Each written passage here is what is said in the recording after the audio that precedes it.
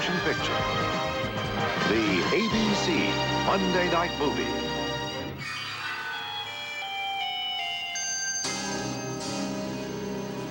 Had you been on pleasant terms with your stepmother? Oh, yes, sir. I should twist your arm, Mrs. Borden, right out of its socket. I will have no more of this. Did you ever know of your father making a will? No, sir. He must never make a new will. Did you kill your father, Annette? I am innocent. Abby?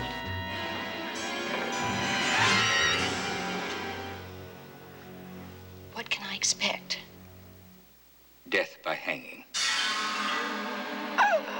Lizzie Borden took it.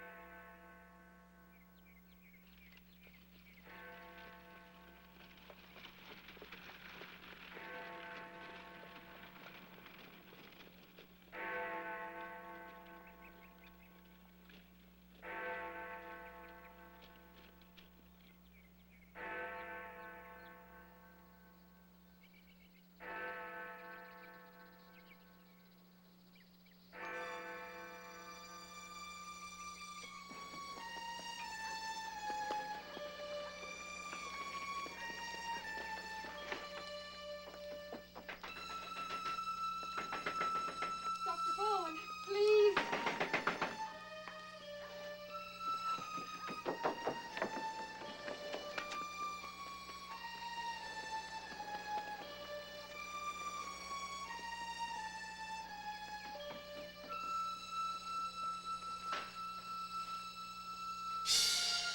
Is he coming? There was no one home. I knocked and no. Then go fetch Miss Russell. Hurry.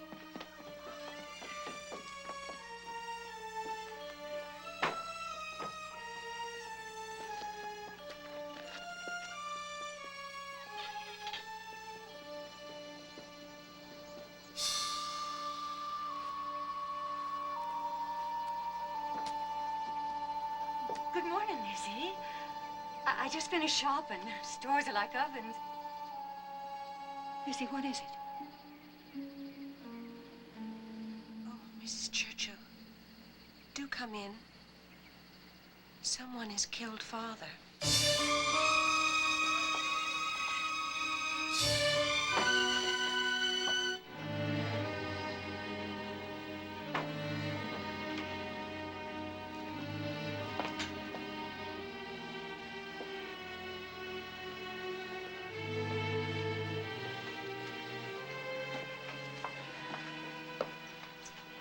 Where?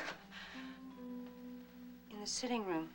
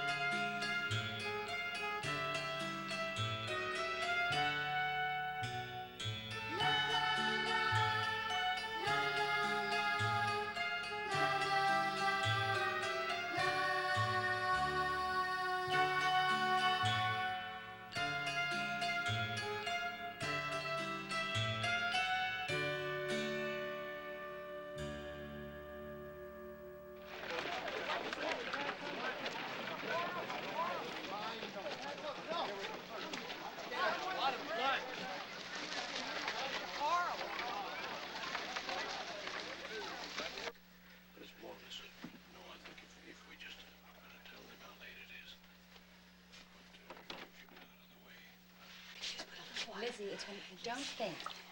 You don't. I think that if we put a little cold water. You see? I'm glad you're here, Alice. Oh, I came as soon as Bridget told me that. Oh. It's going to be all right. Everything's going to be all right. Here in a minute. Be all right.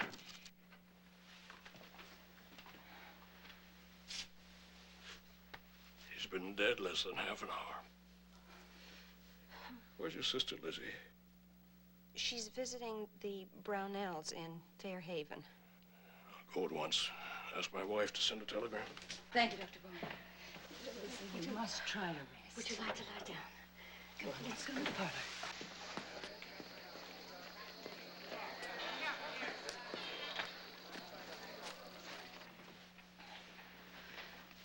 Almost. There you are. I haven't seen your stepmother, Lizzie. Nor have I. Is Abby out?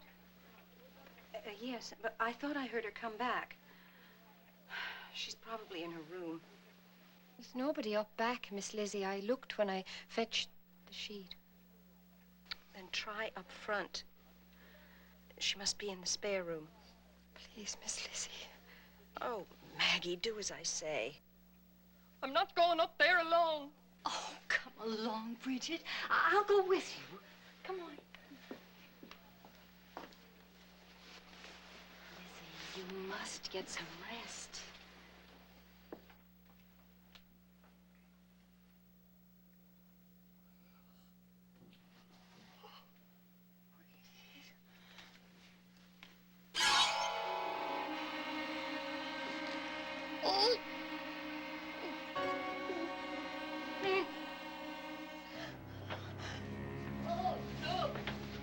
My wife is sending the telegram. What is it? She's up there. Oh, oh.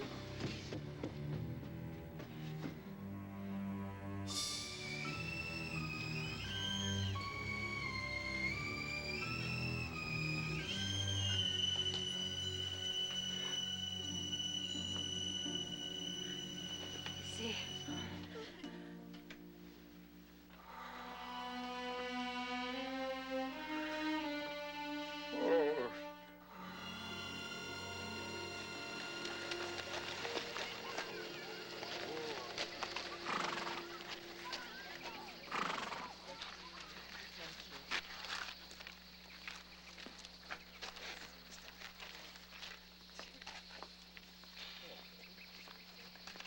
Good day, Miss Borden. Miss Emma?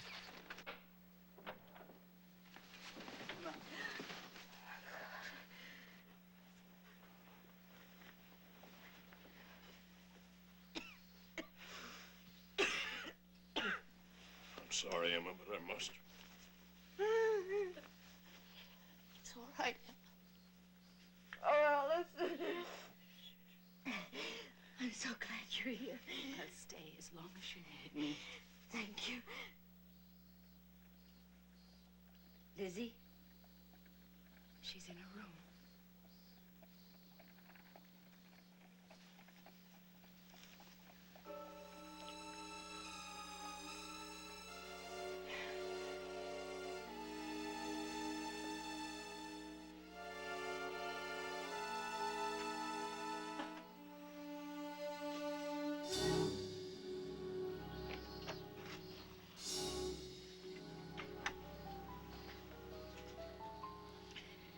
Lizzie? Did you kill Father? No, Emma. I did not.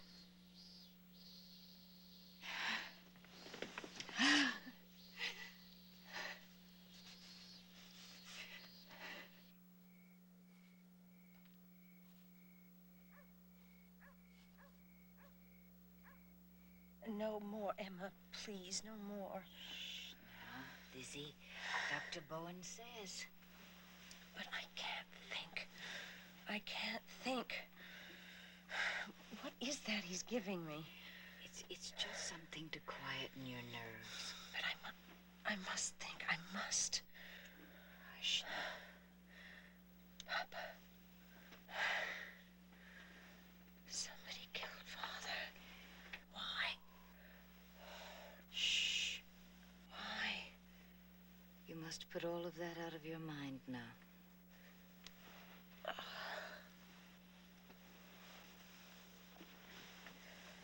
You never should have gone away, Em. I know. I know, dear. But I'm back now. What are we going to do, Em? I've always looked after you, haven't I? Just like I promised, Mother. Yes, Em. Well, then, you see? Everything's going to be all right. You just go to sleep now. Yes, Em.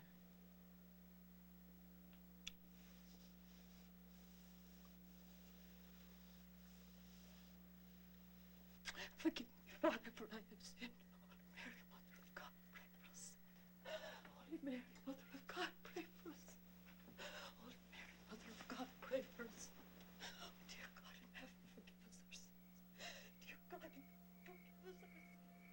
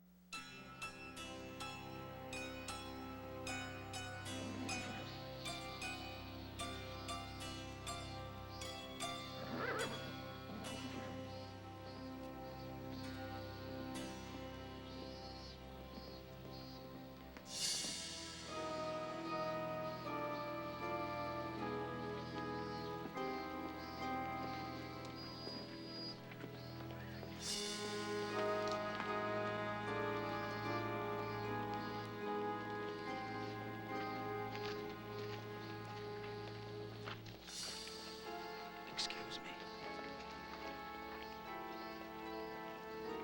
Couldn't wear black. At least veils. Not even a tear. It was a terrible ordeal.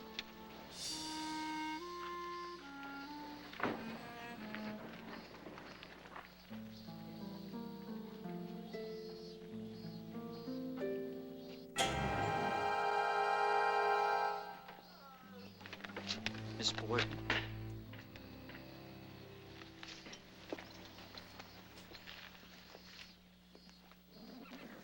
A word with you, sir. Who are you? Can't you see I'm busy? I'm City Marshal Hilliard with instructions for you. Instructions? After the family has left the gravesite, both bodies are to be taken to a receiving tomb where the heads are to be removed. Removed? And shipped to Dr. Edward Wood, professor of forensic medicine at Harvard University. By whose order, may I ask? His Honor, the Mayor. Naturally, the sisters are not to be told.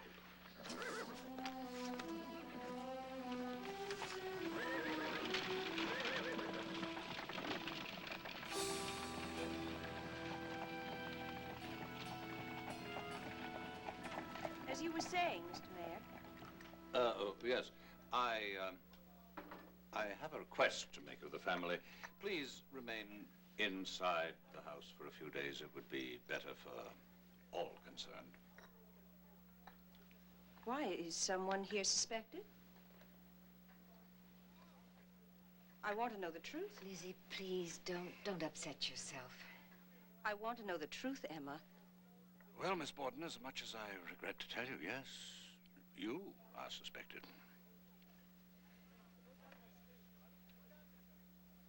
We tried to keep it from her as long as we could.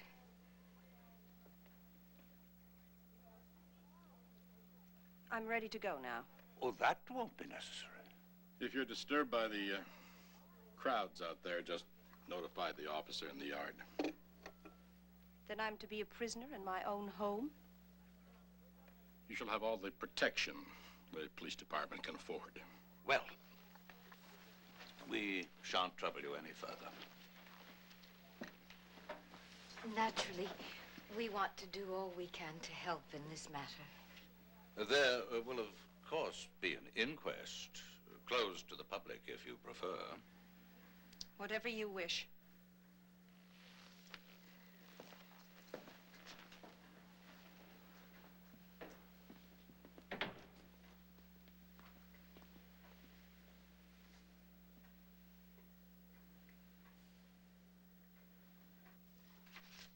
My name is Bridget Sullivan.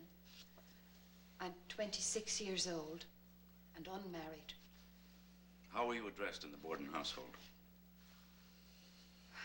I was sometimes called Maggie, but only by Miss Emma and Miss Lizzie.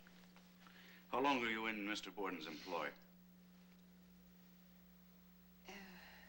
2 years and 9 months at the time of his death. Did the Bordens keep any other domestic servants?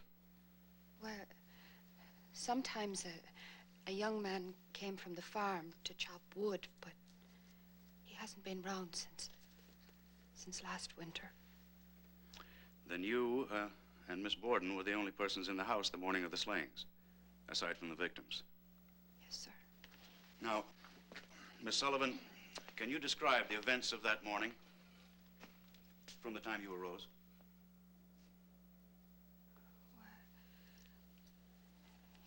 It was very hot that day.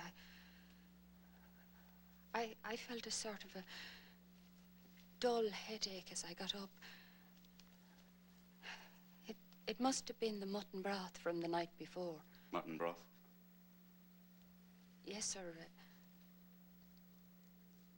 We'd had it 5 days running. I see. And was Miss Borden also sick that morning? Not at all. At least she seemed fit enough to me.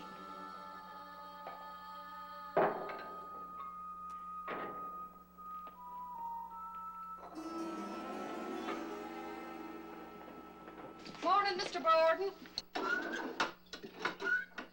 There's Johnny cakes or cookies for breakfast. Which'll it be? Johnny cakes, cookies. No appetite for your indigestible Irish starch this morning.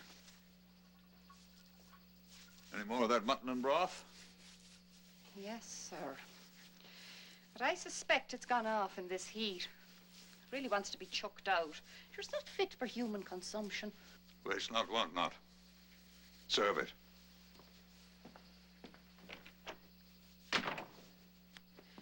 Mean old skinflint. Watch your tongue. I've heard you call him it often enough. Still, it's not your place.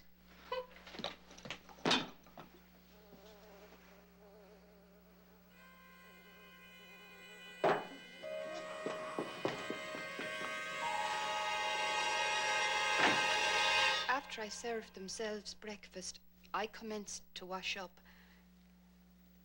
That's when Mr. Borden left for downtown. Did you lock the door after him? Yes, sir, I locked it. Mr. Borden was very strict about that. When I'd finished my dishes, I took them into the dining room. Mrs. Borden was there, dusting. Where is Father? Went downtown. He left while you were upstairs. Oh, Bridget, fetch a pail and some water. I want the windows washed. Today, Mrs. Borden. It's awful hot. Inside and outside, both. They're intolerably dirty. Please, Mrs. Borden. Look, I'm feeling poorly today. Couldn't they wait, perhaps?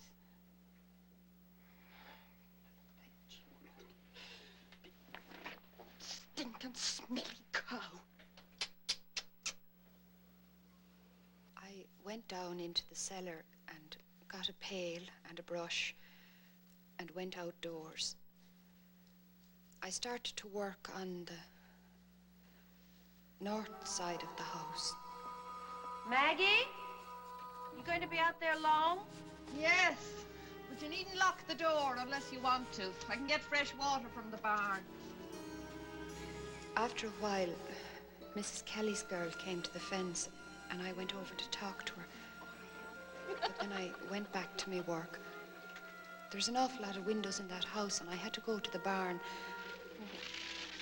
3 or 4 times for fresh water.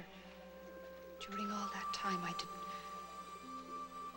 did not see anybody come to the house until Mr. Borden came home.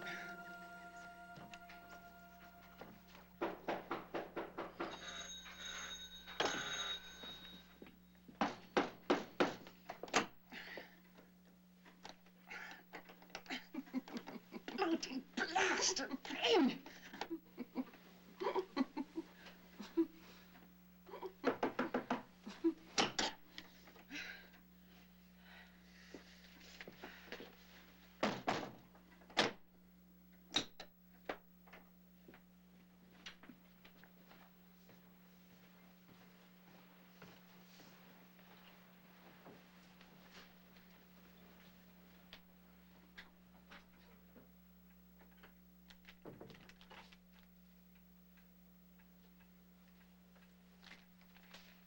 Is there any mail? None for you. Where's Abby? She had a note and went out. Did she say where? Someone in town was sick, I think. Would you like to take a nap before dinner?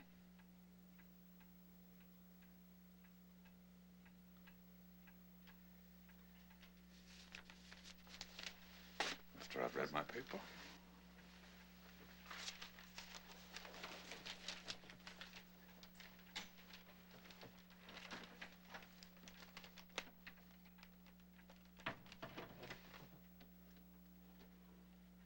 There's a cheap sale of dress goods at Sargent's this afternoon, 8 cents a yard. Aye, I'm going to have some. But not today in this heat. I feel too ill. Yes, you do look peaked. Why don't you finish those windows later? You can rest before the noon meal. I think I'll do just that.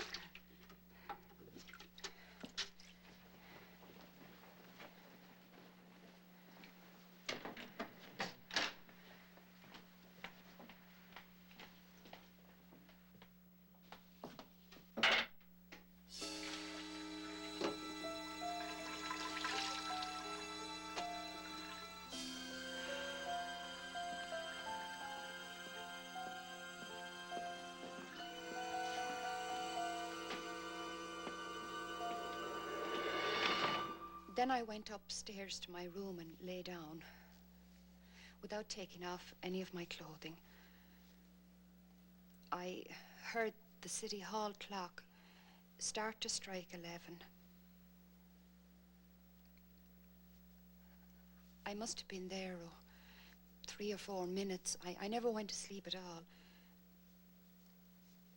The next thing I heard was Miss Lizzie hollering, "Maggie, Maggie." Up to the time Miss Lizzie Borden told her father about a note which purportedly came for her stepmother, had you heard anything about it from anyone? No, sir. I never had. Thank you. No further questions, Your Honor? The witness is released unconditionally without bail.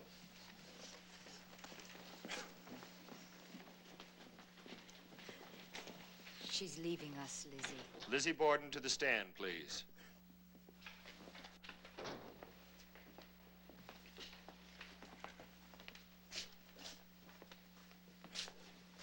Do you swear to tell the truth, the whole truth, and nothing but the truth, so help you God? I do. Please be seated.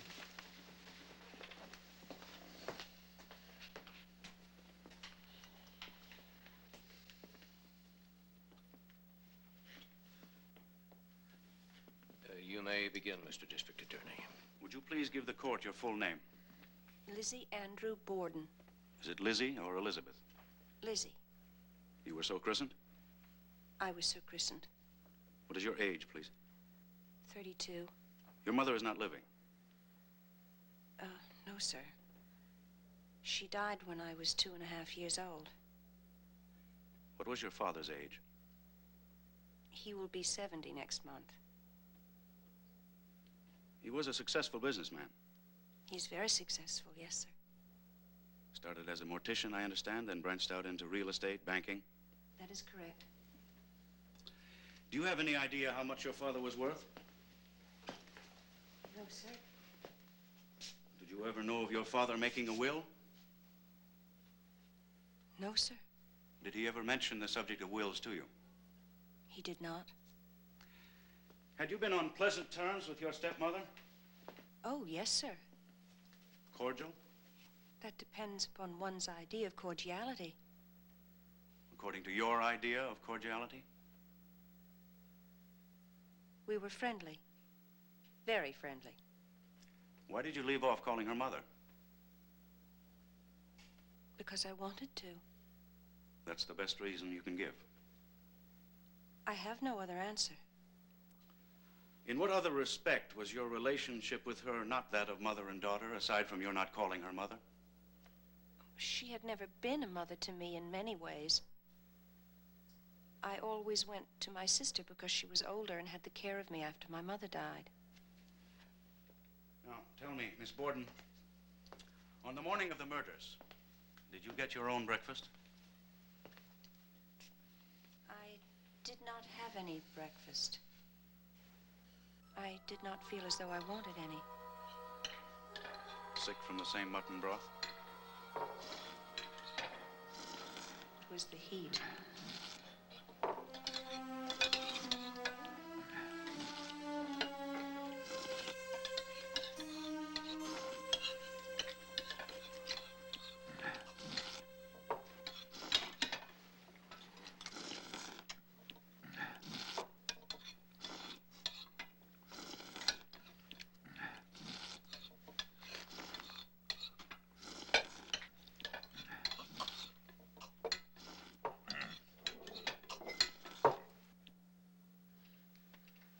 Would you repeat the question? We are trying to establish if you are certain you were upstairs when your father came to the house on his return. I think I was.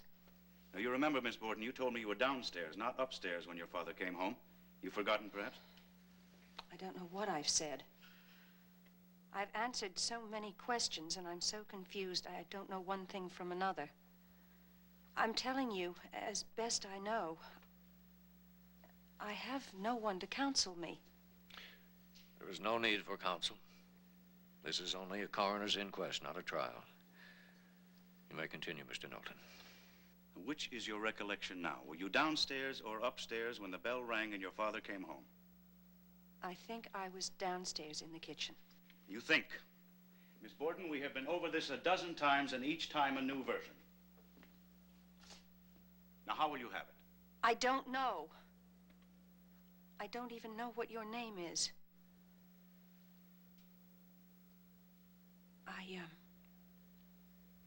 I think, as nearly as I know, I think I was downstairs. When did you last see your stepmother? When she went up to change the bed in the spare room. And you never saw or heard her afterwards? Until you discovered your father's body? A period of approximately 1.5 hours. No, sir. Did you have any knowledge of her leaving the house? She said she had a note. Someone was sick. Did she tell you where she was going? No, sir. Did she tell you who the note was from? No, sir. Did you ever see the note? No, sir. Do you know where the note is now? No, sir. How long was your father in the house before you found him killed? I don't know exactly, because I had to go out to the barn. I don't think he could have been home more than 15 or 20 minutes.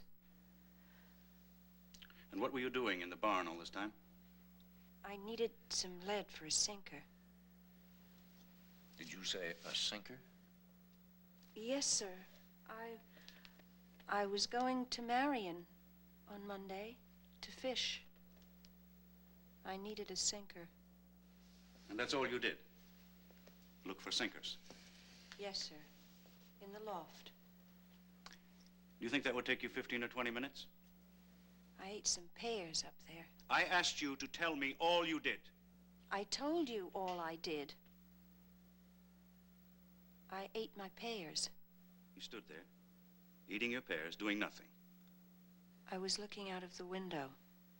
Stood there, looking out of the window, eating your pears. I should think so. How many pears did you eat? 3, I think. Now, can you tell us, Miss Borden, why it took you 10 minutes to eat 3 pears? I do not do things in a hurry.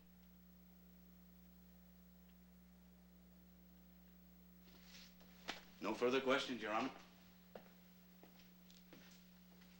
It would be a pleasure for this magistrate, and it would doubtless bring much sympathy, if he could say, Lizzie, I judge you probably not guilty, and you may go home.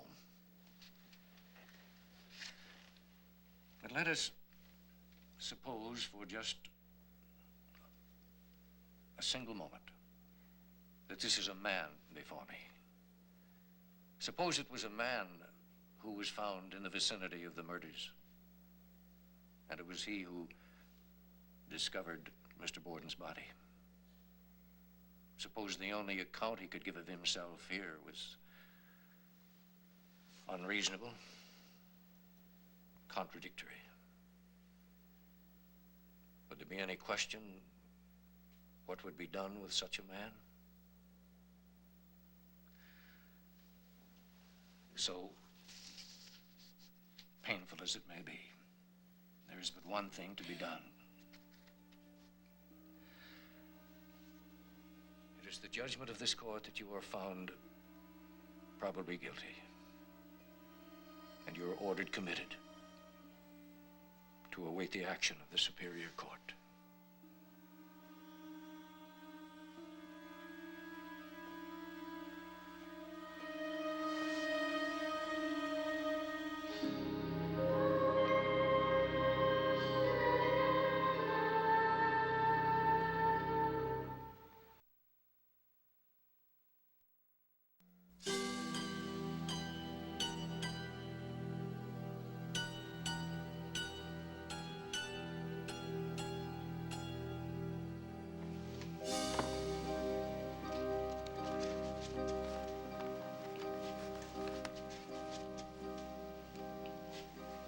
Better?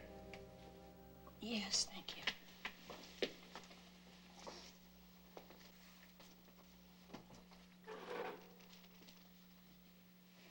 Please forgive me, but I now must ask you a very disturbing question.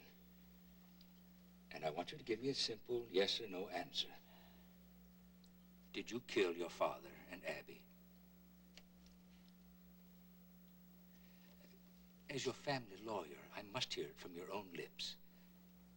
I'm sorry. I am innocent. That's all I need to know. Now, Mr. Jennings, you must tell me, what can I expect? I'm doing everything in my power to... The truth. You have an obligation to tell me. All right. The worst?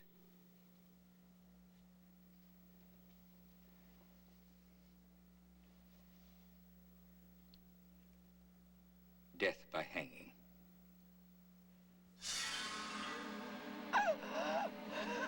didn't even come to that. Lizzie! What is it? What is it, Lizzie? What is it? Lizzie! Matron! Send for Dr. Bowen! Matron! Matron!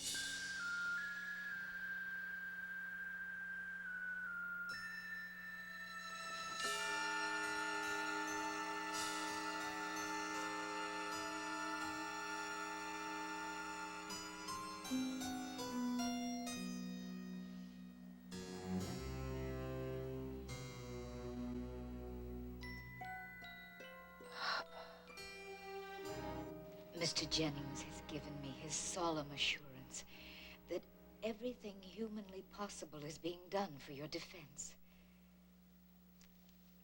He's finally retained Mr. George Robinson to assist. Must have been all of the newspaper publicity that attracted him. Imagine. Our former governor is going to defend you. Must have cost a pretty penny. I've decided to pay for half of everything myself. I can't let you do that, Em. The cost would be ruinous. Even if it takes every last cent of my inheritance.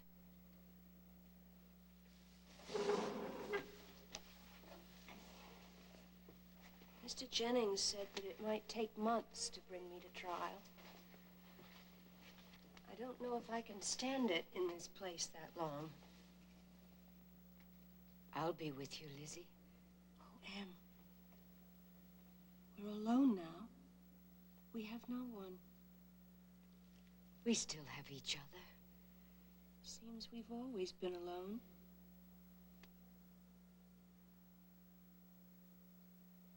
Poor Lizzie. Somehow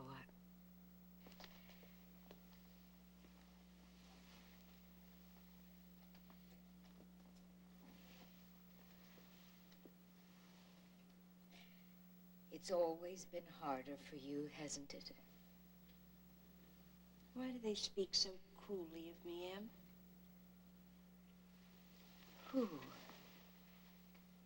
District Attorney Knowlton. The newspapers. They call me the Sphinx of coldness. Why do they want to hurt me like that? Oh, Lizzie. I don't think they mean to. It's just that you're special.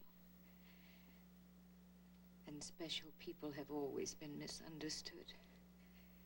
You know that? Oh, Em. I don't want to be special. I know, Lizzie. I know.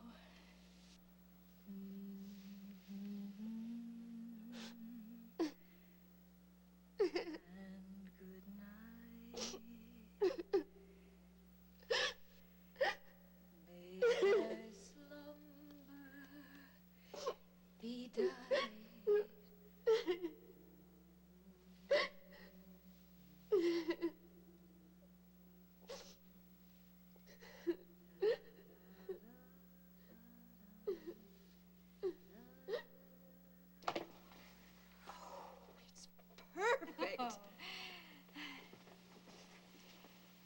I knew you wanted something special. We got the whole ensemble? Uh-huh. Read it. Oh, Lizzie, we must have gone over this 100 times. Then we'll go over it 101. Yes. Well, there's your new hat, your navy blue bengaline dress. No. We said the black, remember? The one with the leg of mutton sleeves. Oh, yes, I'm sorry, I forgot. And your little brooch? The one with the posies. Mm-hmm. It's in the top left drawer of my chiffonier. Oh, and don't forget my 6-button black kid gloves. I won't. Mr. Julian Ralph of the New York Sun says he's here for an interview. Oh, gracious, I completely forgot. Give me a moment, will you? You don't mind, do you, Em?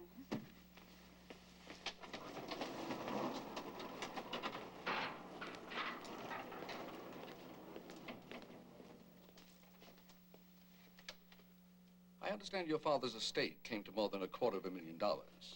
Only slightly. All these months of legal expenses are fast eating it away. Well, the point is, one can't help wondering why a family of the Borden means didn't enjoy even the simplest convenience of a bathroom. Surely your father could afford more than just a basement latrine. But he wanted to give us all bathrooms. We begged him not to. You see, we had intended to move very shortly to a more fashionable location on the hill. It seemed an expensive extravagance for such temporary conveniences. My father was a kind and considerate man, Mr. Ralph. Such stories about him are a vicious slander. You're a most unusual woman, Miss Borden.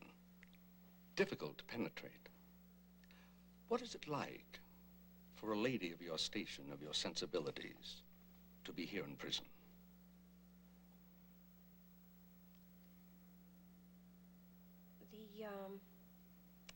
The hardest thing for me to stand is the night, when there is no light. They will not even allow me a candle to read by. To sit here all the evenings in the dark is very hard. There is one thing that hurts me very much. They say I don't show any grief. Certainly I don't in public. I never did reveal my feelings, and I cannot change my nature now. They say I don't cry. They should see me when I'm alone. Yet District Attorney Knowlton urges us to believe that Miss Borden is capable of any cold-blooded deed, even the murder of her father and his wife. Mr. Knowlton goes so far as to call her Sphinx of coldness, not even moved to wear mourning out of respect. But Miss Borden explains it so simply, so honestly. There was not a moment when I could think of such things as hat or dress. Somebody was talking to me all the time about the murders and asking me questions. Now, here's the part that really galls. If people would only do me justice, that is all I ask. But it seems as if every word I utter is distorted and such a false construction placed on it that I am bewildered. There was not a trace of anger in her tone, simply a pitiful expression. Rubbish. Cheap feminist sentimentality. I told you public sentiment would be on her side. Lizzie Borden is a Sunday school teacher, Hosea. A devoted worker for temperance, Christian aid, and foreign missions. She is held in high esteem in this community, very high esteem. Mr. Mayor, that woman is a murderess. I hope you can prove that, Hosea. Oh, we better be on our way. Can't miss the opening session. Coming, Mrs. Knowlton? I'll be along shortly, Your Honor. You two go ahead.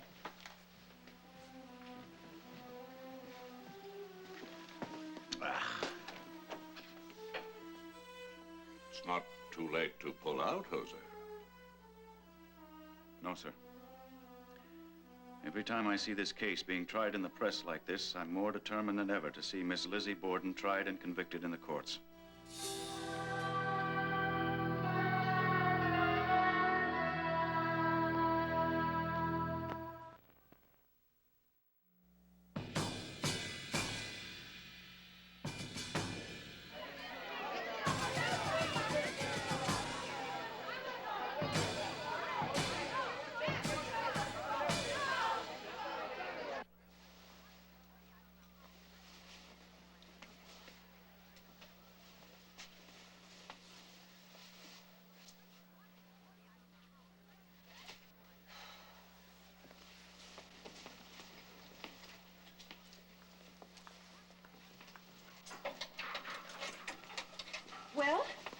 are they?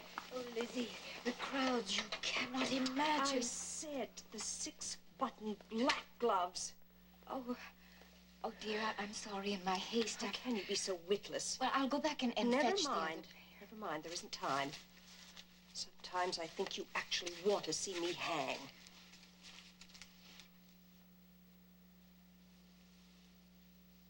That's a very cruel thing to say, Lizzie. Oh, Anne. I'm sorry.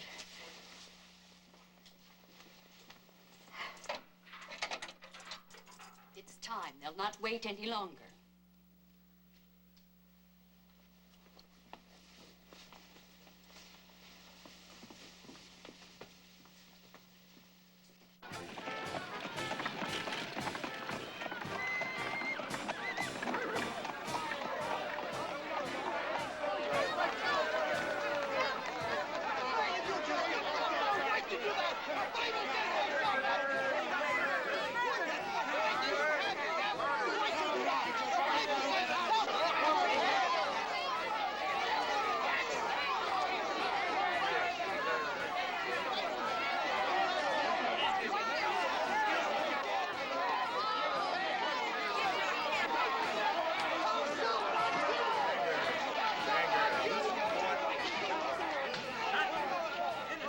Lord, I suppose we can't blame them.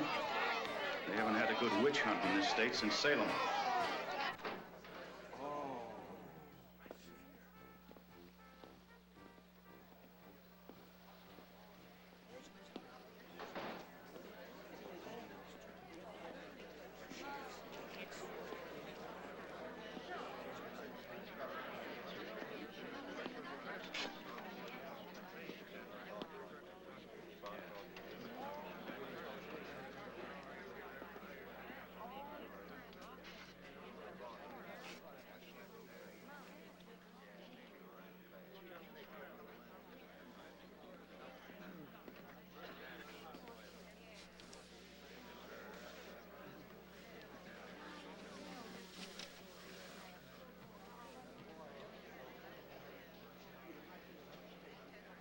Hear ye, hear ye, hear ye. All rise.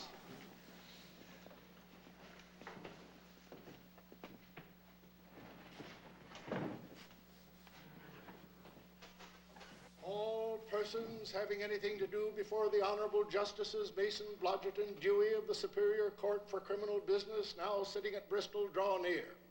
Give your attention and you shall be heard. God save the Commonwealth of Massachusetts.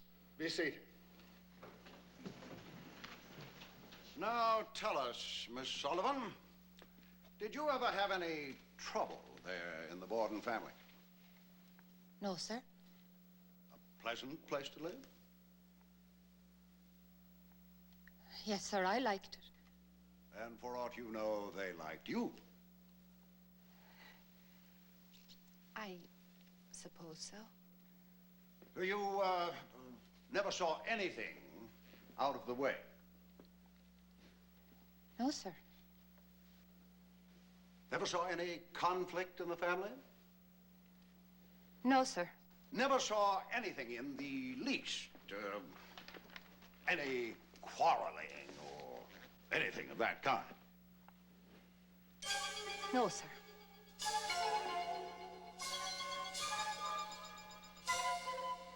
Then Maggie is lying. I swear to you, Father, I did not take the money from your desk. That is God's truth. What would she know about the truth? Always making things up, imagining things. Lizzie, till now, I have protected you. I have excused you. I've paid your fines. I've prayed for your soul. I've endured the shame and humiliation as a parent and a Christian. But this is the limit, when you steal from your own father. If I did, and I most certainly did not, would it be any wonder? Well, you talk of shame. What of mine when I'm forced to walk down the street year after year in the same old dresses? Oh, listen to her. Spoilt rotten she is. The way we live. Why, we can't even entertain properly. Entertain, indeed. Who would you invite? This house. Lord, how I hate this house. No baths, no modern conveniences. Did you know that we are laughing stocks, Father? It's true. Behind your back, people snigger and call you skinflint. That will be enough.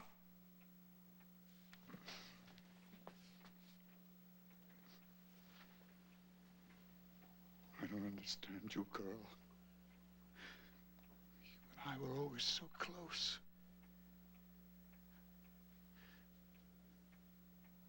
Especially close. Yes, Father. Especially. Then why do you behave like this? I'm suffocating. Father, look at me. I'm 32 and practically a prisoner in this ugly old house. You're perfectly free to come and go as you like. And how far would I get on the paltry $200 allowance you allow me each year? Emma seems to manage. I noticed it didn't keep her from going on the grand tour of Europe 2 summers ago. Yes. And you'll never get over that, will you, Mrs. Borden? Well, that money was mine. Every penny mine. If you chose to squander your mother's inheritance, you have no one to blame but yourself. Half of Emma's to boot, don't forget that. I'm sure you won't let him. And making Emma sleep in that cramped, stuffy room while Her Royal Highness gets the big, airy one all to herself. I never could abide small, dark places, even as a child. Emma knows that. She wanted me to have the big bedroom. Didn't you, Em? Oh, we know all about you and your way, Princess Lizzie. We know how you twist arms and throw tantrums just to get your way.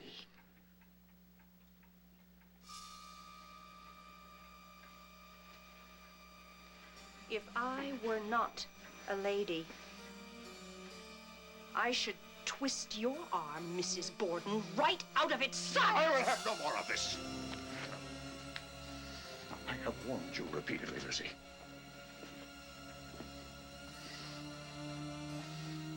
One way or another, you will learn not to bite the hand that feeds you. If I have to cut you off. You may step down.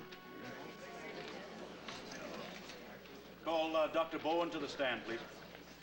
Dr. Seabury Bowen to the stand, please.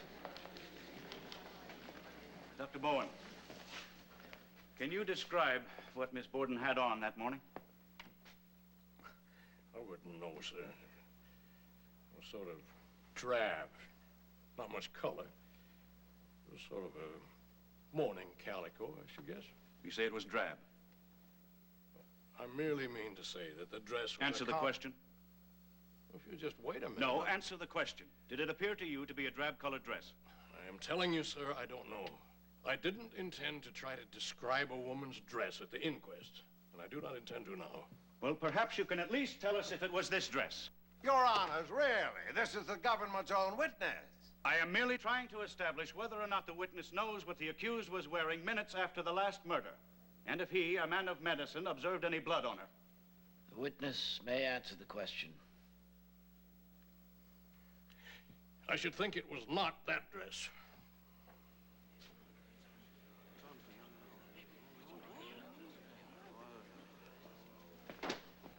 Your witness.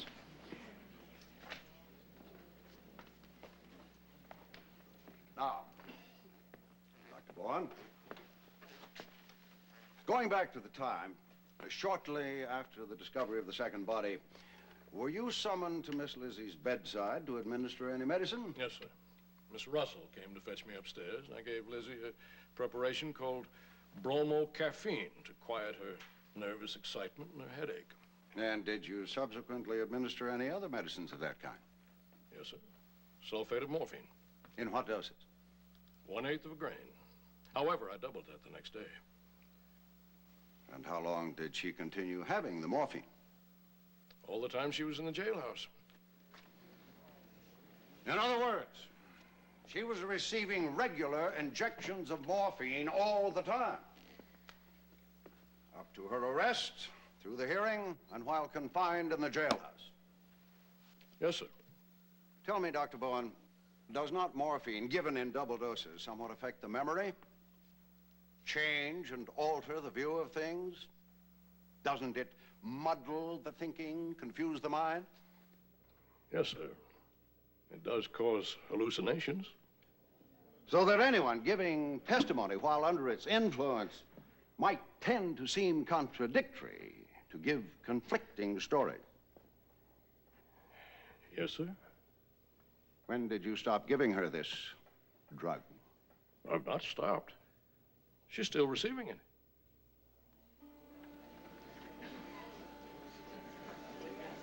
Thank you, Dr. Vaughn. That will be all. No further questions, Your Honor?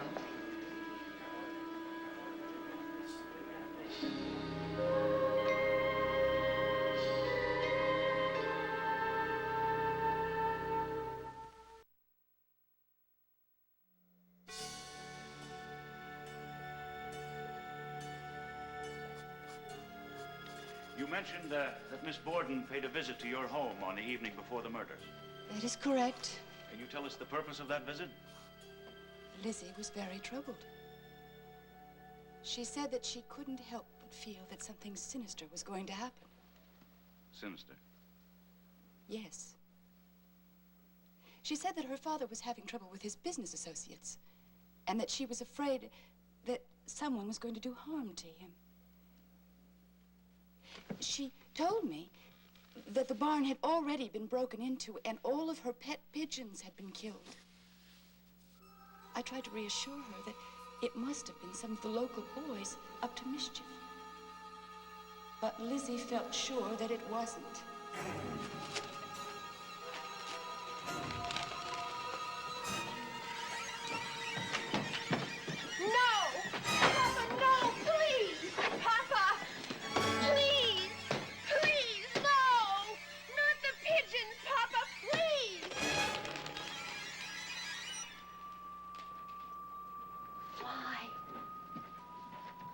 Why?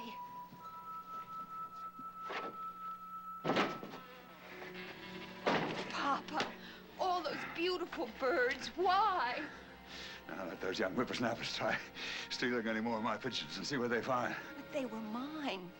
Yours? Let me remind you, girl, everything on this place belongs to me. What's mine is mine. And I will dispose of it as I see fit.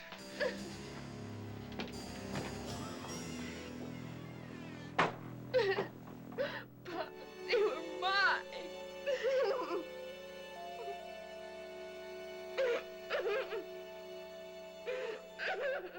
I tried to set her mind at rest. But Lizzie confided in me that even the house had been broken into in broad daylight when she and Emma and Bridget were at home. And as she left, she said that she wished she could sleep with one eye open for fear that they would come in the night and burn the house down over the family's head.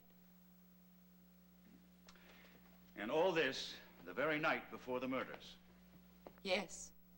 Was Miss Borden accustomed to making such nocturnal visits to you? Only on rare occasion. And this was certainly a most rare occasion. Now, Miss Russell, can you tell us, please, about the incident which took place the day after the funerals, while you were still staying at the Borden house?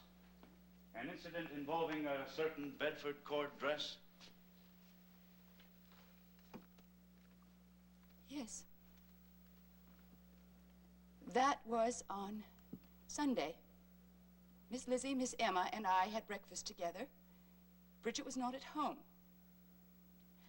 I went up to the bedroom, and then when I came down, I saw Lizzie standing there with the dress in her hands.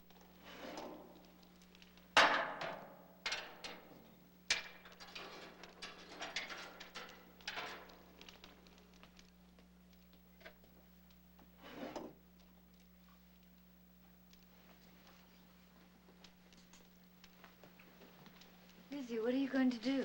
I'm going to burn this old thing. It's covered with paint. Lizzie, I wouldn't do that where people can see me. In broad daylight. Lizzie, there's a policeman in the yard.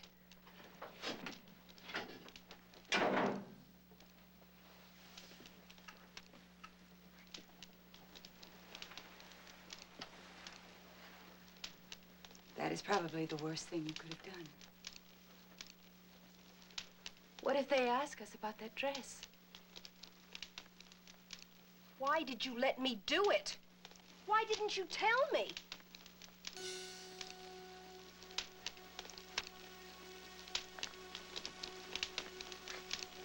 Thank you, Miss Russell. No more questions, Your Honor. Your witness? No questions at this time. Witness may step down, please.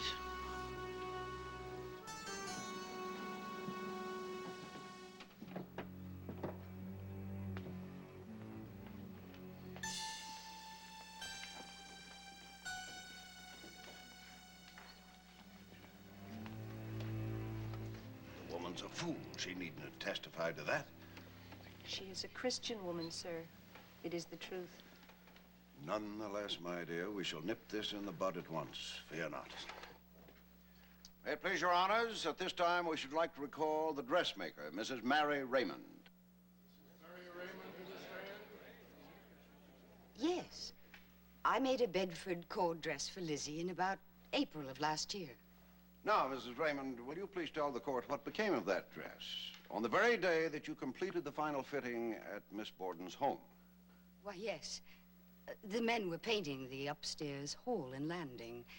When Lizzie rushed out to show her new dress to her sister, she brushed against the fresh paint. The dress was ruined, of course. Of course. No further questions, thank you.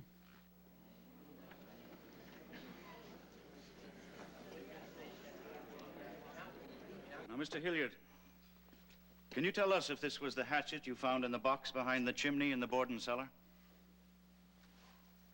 It looks like it. The handle was broken like this? Yes, sir. Broken up close like that. Mm-hmm. Did you observe anything peculiar about the break in the handle at that time? I did. It was a fresh break, a new break. Thank you. No more questions, Your Honor.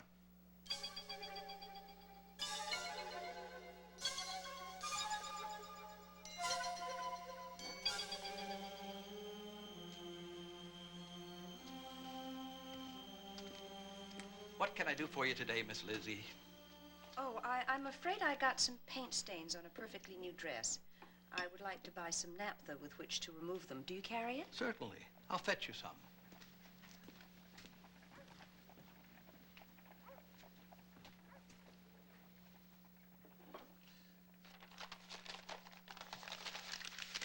I imagine a pint will do. Oh, yes, that's perfect. Thank you. Please send the bill. Good day. Good day. Miss Borden took something. What? I couldn't quite see, but I'm sure she took something. Doesn't matter. Why didn't you stop her? No need. Old man Borden always pays. Told all the merchants up and down the street to tack a little something onto the bill whenever it happened.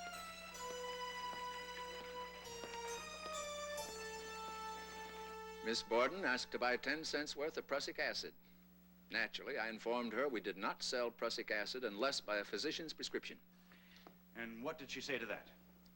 She said she'd bought it several times before. So I says, well, my good lady, not from me. Prussic acid is a very dangerous thing to handle. Mm-hmm.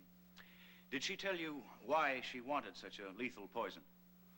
I understood her to say she wanted to clean a sealskin cape.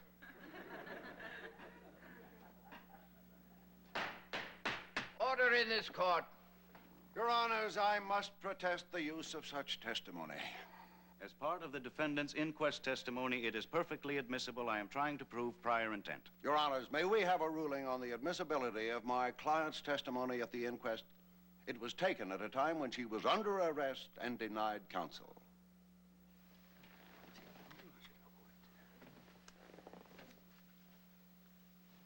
Will you both please approach the bench?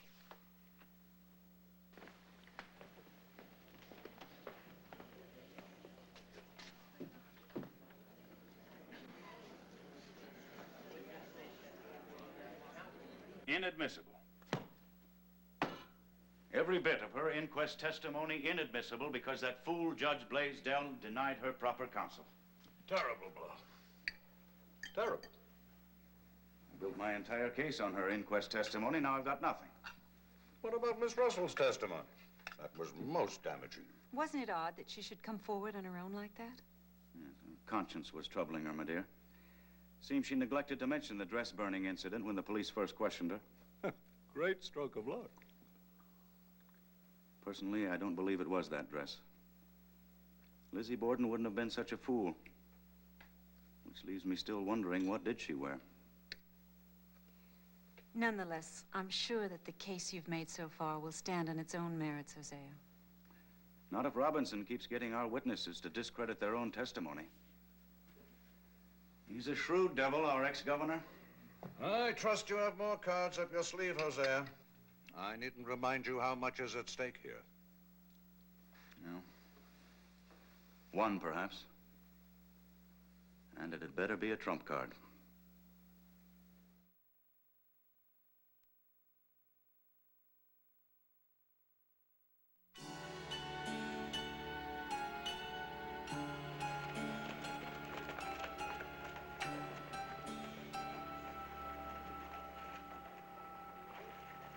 On August 10th last, at the Harvard Medical School, where I'm professor of chemistry, I received the evidence there exhibited. Briefly, Dr. Wood, can you tell us the results of your examinations? The hair on that hatchet, for example? It did not match the samples of hair from either victim. It is animal hair, probably cow's hair. And what about this dress? Did you not find minute traces of blood on the skirts? Yes, but certainly not from either of the victims. Well, how do you explain that?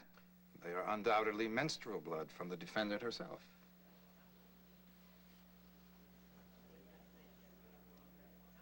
Well, let me ask you, Doctor, if this hatchet could have been used and then cleansed so as to remove any trace of blood. No, not by a quick washing, as you've suggested. And it would be nearly impossible to wash blood off that broken end. This is dreadful. There was no time to go over Dr. Wood's testimony. He just got in from Boston an hour ago. No more questions? Your witness? In other words, Dr. Wood, assuming the assailant wore the same clothing during both murders, he most probably would have been splattered with blood from head to foot. Is that right? In my opinion, yes. And yet every witness has testified that the accused showed no signs whatsoever of blood upon her clothing just moments after the last murder. Thank you, Your Honors. No further questions. Don't make me laugh. Don't make me laugh. Don't make me laugh. Don't make me laugh. You know as well as I they'd turn me out on the cold if anything happened to you. What more can I do? You can draw up another will. Put everything in my name. Let me see to their needs.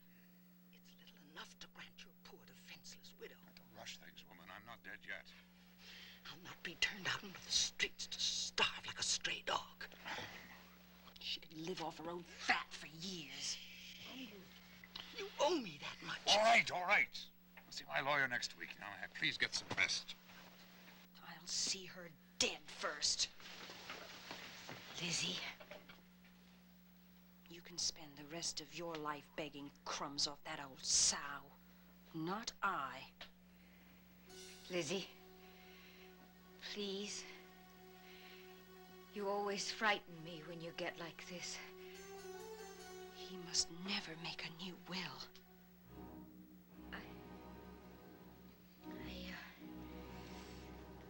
I'm going to visit the Brownells in Fairhaven. I'll leave tomorrow. Yes. Yes, you go to Fairhaven. Call Dr. Draper to the stand, please. Dr. Frank Draper to the stand. Were you able to determine the size of the cutting edge of the murder weapon from any of the wounds, Dr. Draper? Not from Mrs. Borden's skull, but I was able to effect a conclusion from Mr. Borden's skull. In that case, though I deeply regret it, I shall have to ask your colleague, Dr. Wood, to produce the skull in question. Very well.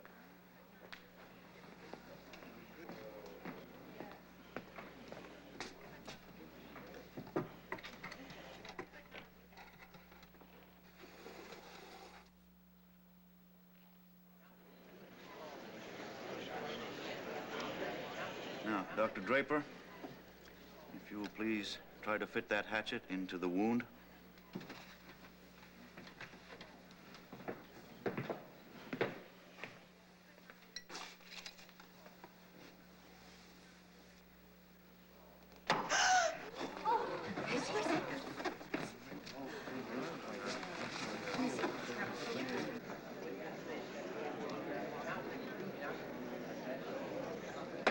Order in the court. Order in the court. This court will be adjourned till 9 o'clock tomorrow morning.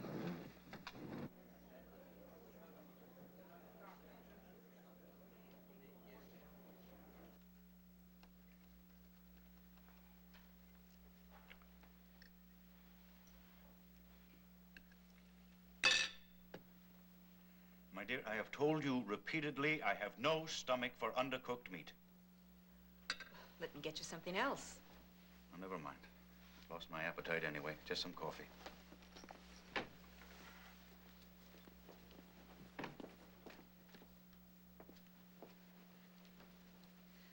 shall be glad when this trial is over. It's beginning to tell on you. It's not a trial, it's a sideshow. That woman actually believes she can get off scot-free by hiding behind her skirts. What else has she? I'm sorry, Hosea. It's just that it seems to me that you men have only yourselves to blame if women hide behind their femininity as a last defense. After all, you cast us in this role.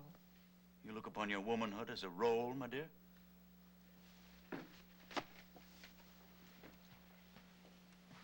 It's not always a convenient part to play. I've never heard you talk like this. Next, you'll be asking for the vote. I gather you sympathize with this murderess. She has not as yet been found guilty, Hosea. But you do sympathize with her. Certainly not with her deeds. But perhaps with her motives. Her motives? Now, what would you know about her motives? I should think a great deal, Hosea. You have no idea how unbearably heavy these skirts can be at times.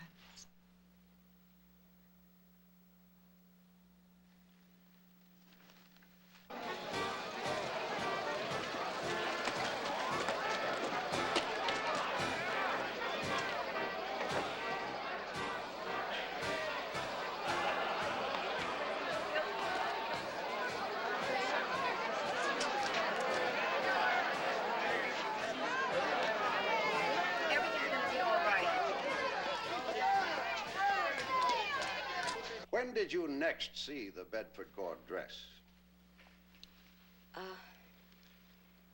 Sunday morning. I was washing dishes, and I turned and saw my sister Lizzie at the stove. And she had the dress in her hands. She said, "I think I'll burn this old dress up." And I said, "Yes, why don't you?" Or something like that. Was Miss Russell present at the time? Yes, sir. And she said afterwards that it was the worst thing Lizzie could have done. And, of course, we knew that she was right, but it just didn't occur to us until that moment. Did your father wear a ring, Miss Emma, upon his finger? Yes, sir, he did. Was or was not that the only article of jewelry he wore? The only article. From whom did he receive the ring? From my sister Lizzie, many years ago. Previously to his wearing it, had she worn it? Yes, sir. It was her favorite. Did he wear it constantly after that? Always.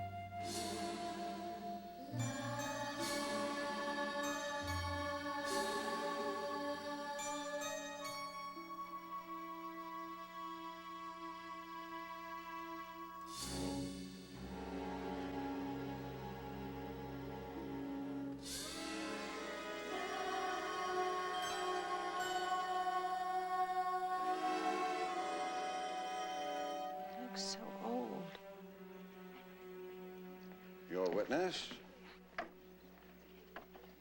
Were the relations between you and Lizzie and your stepmother cordial?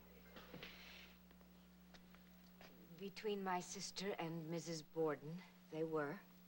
When did she cease calling her mother? I don't remember, but it was some time ago. Well, prior to that, she had called her mother. Yes, sir. From childhood.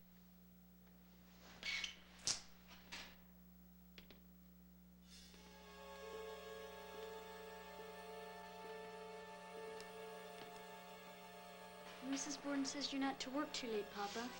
Oh, I should have called her mother, Lizzie. She's not my mother. My mother's dead.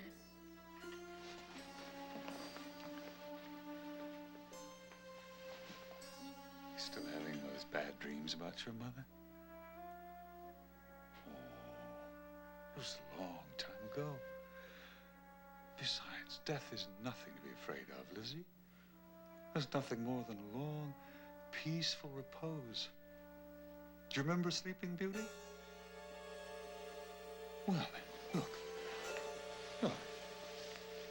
See how serene she looks? Feel. In the flashes. Smooth and cool to the touch.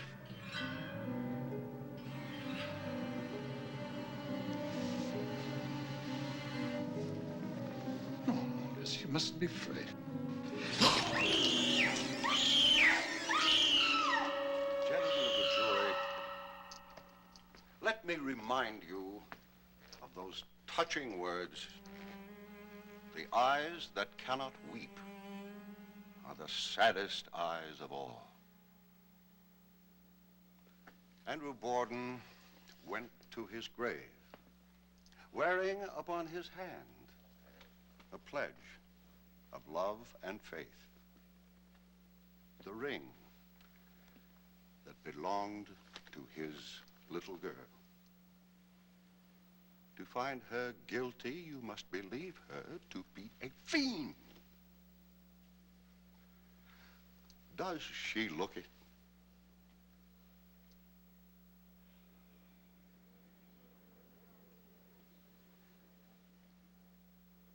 Lizzie Andrew Borden.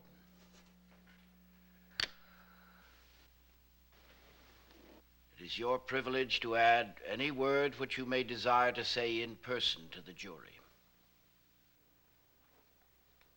I am innocent. I leave it to my counsel to speak for me.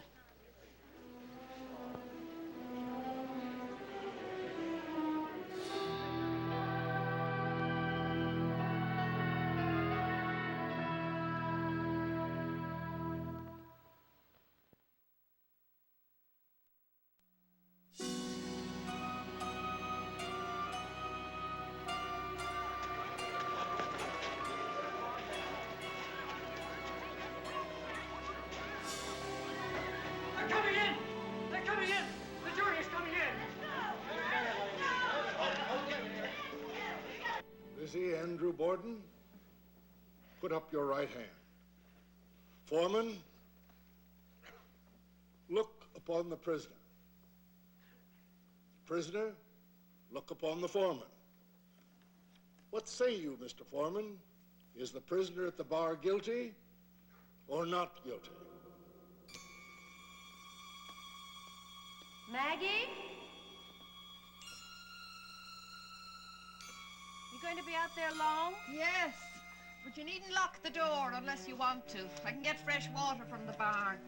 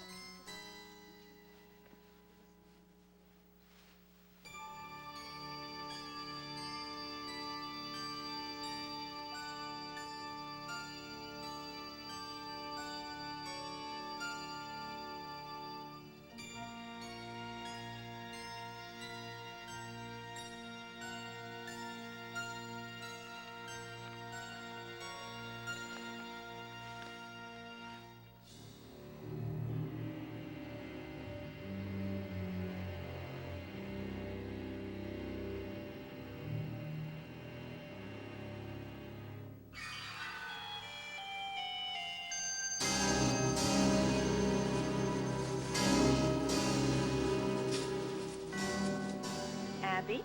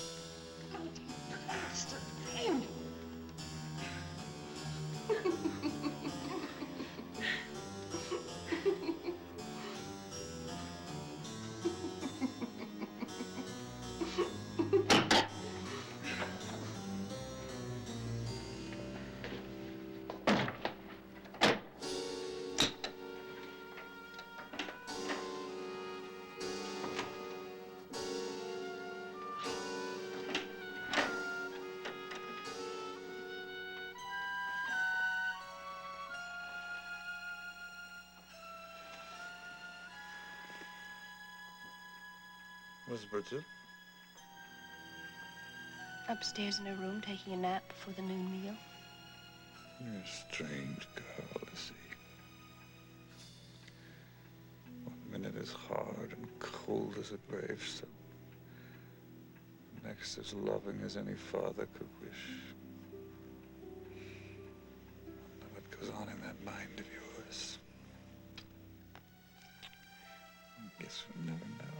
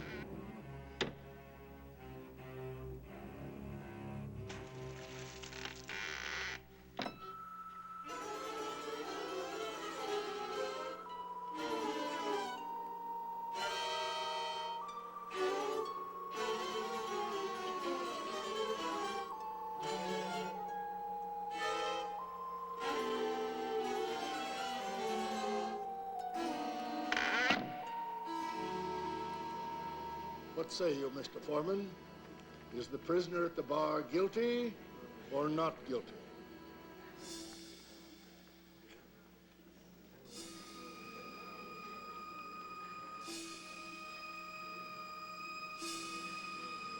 Not guilty.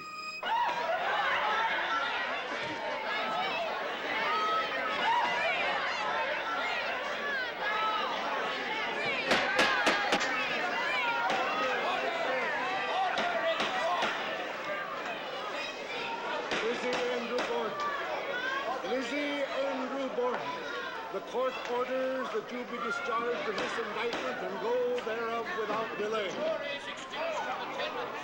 Emma! Emma!